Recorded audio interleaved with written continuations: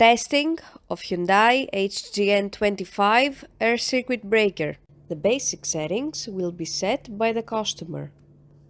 For testing, we add a 220 volt AC power supply. At first, we trip the breaker manually.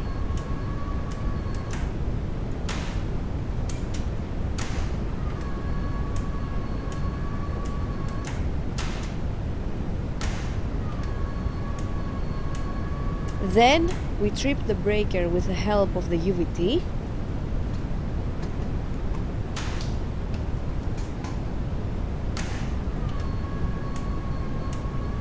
Next, we perform a short time delay test, and the breaker trips almost instantly.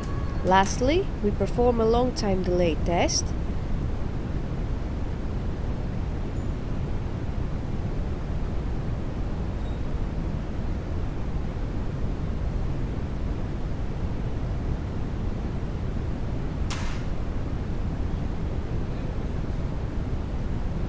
It is now clear that the air circuit breaker is working successfully and is ready to be delivered to the customer.